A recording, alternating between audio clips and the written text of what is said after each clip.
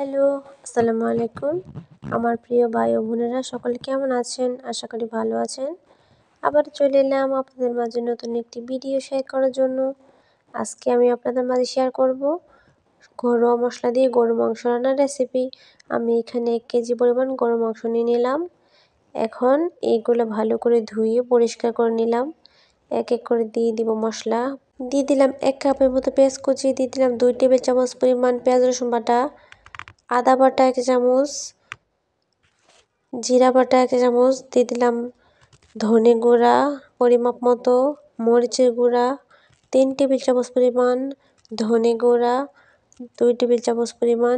এখন দিয়ে দিলাম গরম মশলার গুঁড়া 2 টেবিল চামচ পরিমাণ। স্বাদ মতো লবণ দিয়ে মশলাগুলো মাংসের সাথে ভালো করে একটু হাত দিয়ে মিশিয়ে নিব, যাতে করে মশলা এবং মাংস ভালো করে একসাথে মিশে যায়।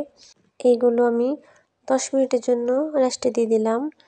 এখন চুলায় একটা প্যান বসিয়ে তাতে পর্যাপ্ত পরিমাণে তেল দিয়ে পেঁয়াজ কুচি দিয়ে দিলাম। এখন দিয়ে দেবো গরম মশলা, এগুলো হালকা একটু ভেজে নেব।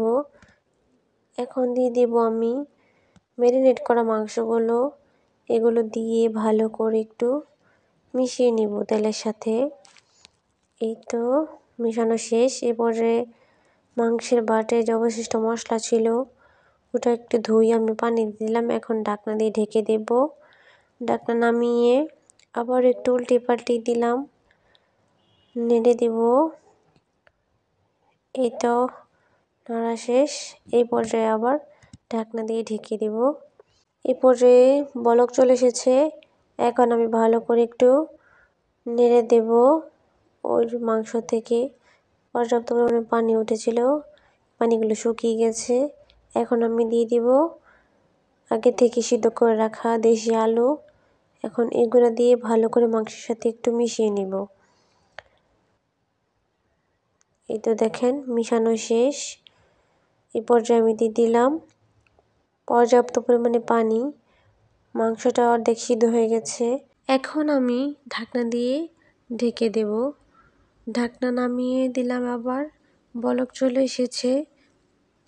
এই পর্যায়ে আমি মাংসটা ভালো করে একটু নেড়ে দিলাম, আবার ঢাকনা দিয়ে ঢেকে দিলাম। এই পর্যায়ে চুলা হিটটা একদম মিডিয়াম টু লো হিটে রাখতে হবে। এই তো দেখেন আমি এই পর্যায়ে দিয়ে দিলাম কাঁচামরিচ কয়েকটা দিয়ে দিলাম। আমার ঝোলটা শুকিয়ে এসেছে এবং মাংস সিদ্ধ হয়ে গেছে। এ পর্যায়ে দিয়ে দিলাম আমি আগে থেকে ভেজে রাখা বেরেস্তা দিয়ে আবারও কিছুক্ষণ নেড়ে দিলাম। মাংস কষা হয়ে গেছে। এখন আমি চুলা থেকে নামিয়ে নিব। এই তো একটা বাটির মধ্যে নামিয়ে নিলাম। আজকে ভিডিওটি এই পর্যন্তই। সকালে ভালো থাকবেন। আল্লাহ হাফেজ।